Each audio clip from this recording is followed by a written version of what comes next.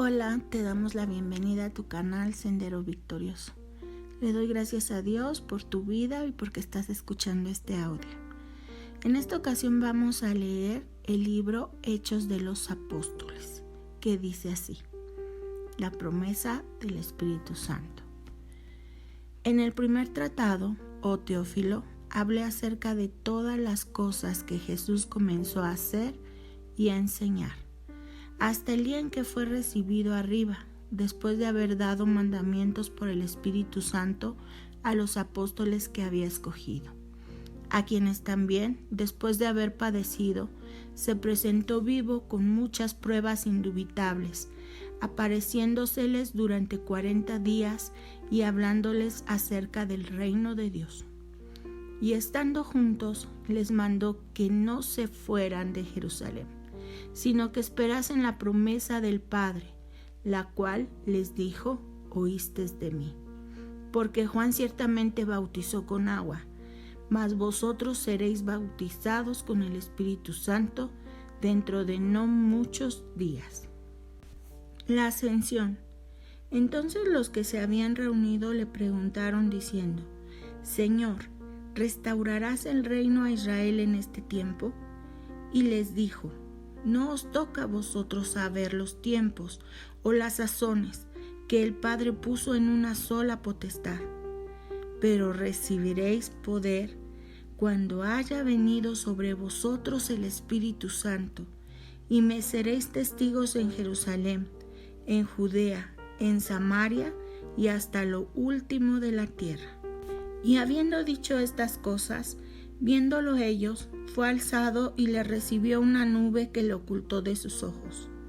Y estando ellos con los ojos puestos en el cielo, entre tanto que él se iba, he aquí se pusieron junto a ellos 2 varones con vestiduras blancas, los cuales también les dijeron: varones Galileos, ¿por qué estáis mirando al cielo? Este mismo Jesús que ha sido tomado de vosotros al cielo, así vendrá como le habéis visto ir al cielo. Elección del sucesor de Judas.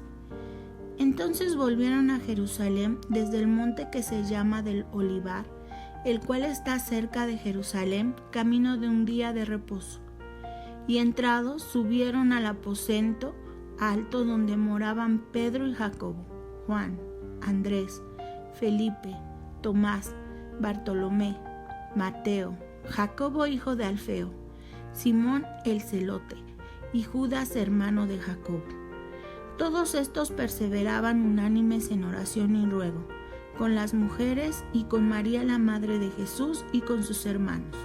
En aquellos días Pedro se levantó en medio de los hermanos, y los reunidos eran como 120 en número, y les dijo: varones hermanos, era necesario que se cumpliese la escritura en que el Espíritu Santo habló antes por boca de David acerca de Judas, que fue guía de los que prendieron a Jesús, y era contado con nosotros y tenía parte en este ministerio. Este pues, con el salario de su iniquidad, adquirió un campo, y cayendo de cabeza se reventó por la mitad, y todas sus entrañas se derramaron. Y fue notorio a todos los habitantes de Jerusalén, de tal manera que aquel campo se llama en su propia lengua Aceldama, que quiere decir campo de sangre. Porque está escrito en el libro de los Salmos: sea hecha desierta su habitación, y no haya quien more en ella, y tome otro su oficio. Es necesario, pues, que de estos hombres que han estado juntos con nosotros todo el tiempo que el Señor Jesús entraba y salía entre nosotros, comenzando desde el bautismo de Juan hasta el día en que de entre nosotros fue recibido arriba, uno se ha hecho testigo con nosotros de su resurrección. Y señalaron a 2, a José llamado Barsabás, que tenía por sobrenombre Justo, y a Matías. Y orando dijeron: tú, Señor, que conoces los corazones de todos, muestra cuál de estos 2 has escogido, para que tome la parte de este ministerio y apostolado, de que cayó Judas por transgresión para irse a su propio lugar. Y les echaron suertes, y la suerte cayó sobre Matías, y fue contado con los 11 apóstoles. Este es el quinto libro del Nuevo Testamento.